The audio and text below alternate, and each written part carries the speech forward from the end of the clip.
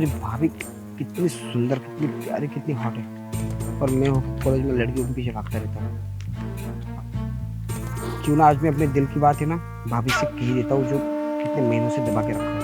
तो भाभी है कि क्या ये काम ही करते रहती है दिन भर, इसी तरह काम छुड़वाता हूँ। अच्छा भाभी, वो लगता है गैस पे आपने कुछ रखा है, स्मेल आ रही। अरे हाँ देवर जी, मैंने सब्जी बननी रखी हुई थी। अच्छा वो आपने याद दिला दिया, वो झाड़ू लगाने के चक्कर में रह गई। गैस बंद करके आती हूँ, कहीं जल ना जाए। यार क्या लगती है भाभी। हाँ? और भैया है कि इतनी अच्छी बीबी को छोड़ के अरे 6 महीने से बाहर गए हुए। मेरी ऐसी बीबी होती ना, कसम से मैं इसे कभी छोड़ के नहीं जाता। मैं दिन भर चिपक के रहता मैं इसी बीबी से। पर भाभी की किस्मत लगता है बहुत ख़राब है।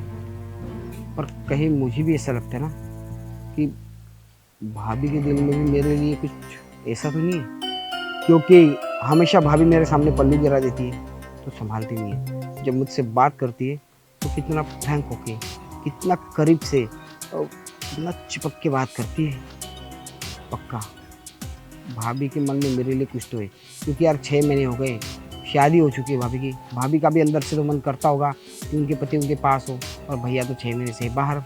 पर भाभी भी क्या करे, डायरेक्टली भाभी मुझसे कह नहीं सकती ना, शायद घबराती होगी या शर्माती होगी। अब कहीं ना कहीं ये हिम्मत ना मुझे करनी पड़ेगी। जब तक मैं नहीं कहूँगा ना, भाभी के अंदर से उनकी फीलिंग्स, उनके भाव बाहर नहीं आएंगे।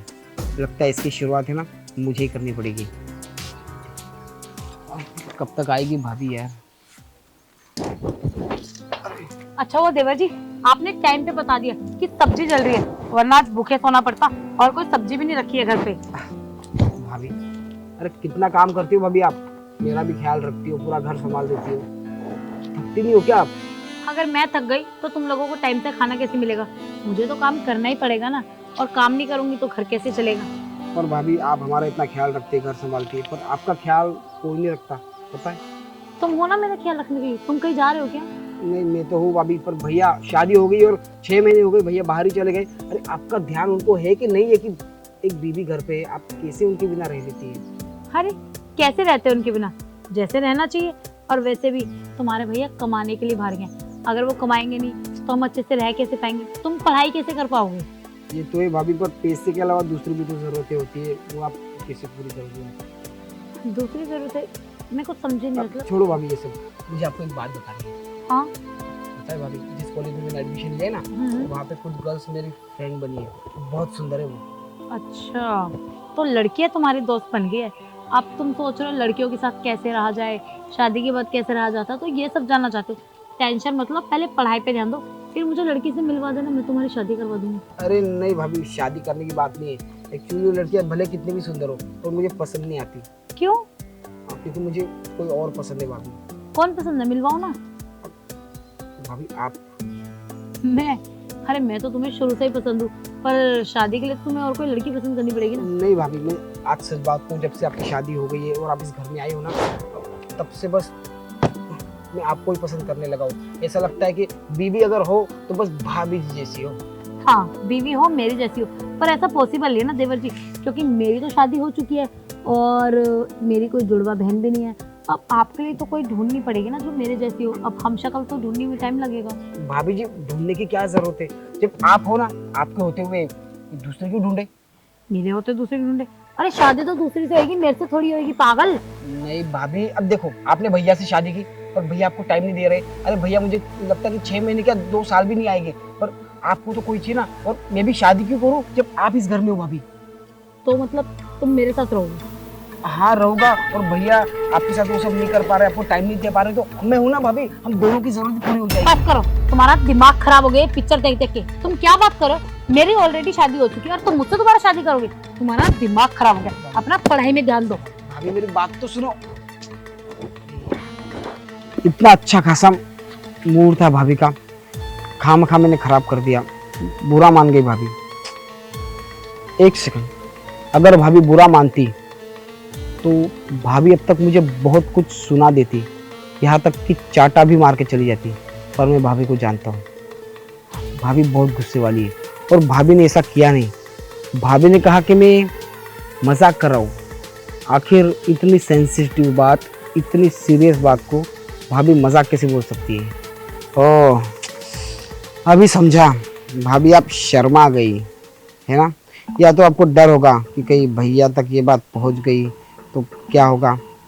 पर भाभी टेंशन मत लो, मैं जानता हूँ कि आपके दिल में मेरे लिए कहीं ना कहीं घंटी तो बज रही है, और उस घंटी को मैं बजा के रहूँगा भाभी जी। क्योंकि आप कितना कुछ संभाल रही है, हमारे खाने पीने से लेके रहने से लेके पूरा घर इतना संभाल रही है। तो अगर आप इतना कर रही हो तो मैं आपके लिए उतना ना सोचूं तो फिर क्या फ़ायदा भाभी। कोई बात नहीं भाभी, इस बार हम विफल रहे तो क्या हुआ, दूसरी बार कोशिश करेंगे, सफल ज़रूर होंगे।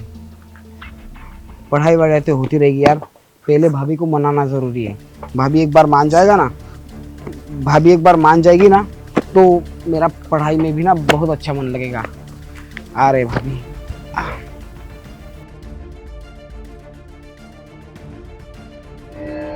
सारा काम मुझे करना पड़ता है। चादर ठीक कर ले, तू आराम कर ले।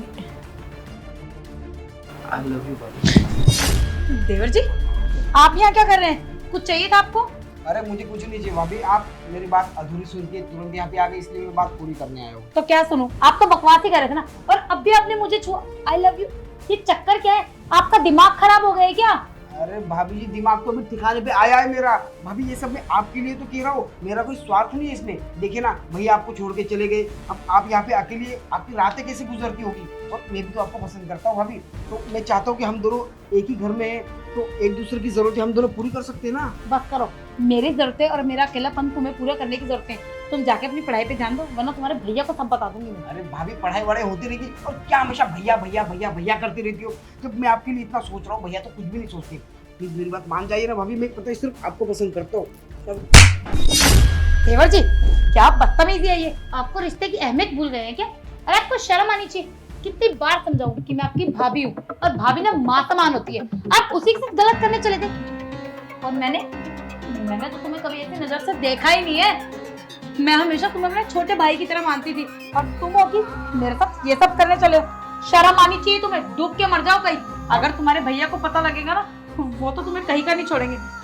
भैया को मत बताइएगा, भैया को ये सब पता चल गया तो मुझे पीठ पीछे में ये सब कर रहा हूँ। ऊपर से उन्होंने मुझे बचपन से लेकर अब तक पाल पोस के इतना बड़ा किया, मेरी सारी ख्वाहिश पूरी की, मेरी पढ़ाई के पीछे इतना खर्चा कर रहे हैं, और आप भी मेरा कितना ख्याल रखती है।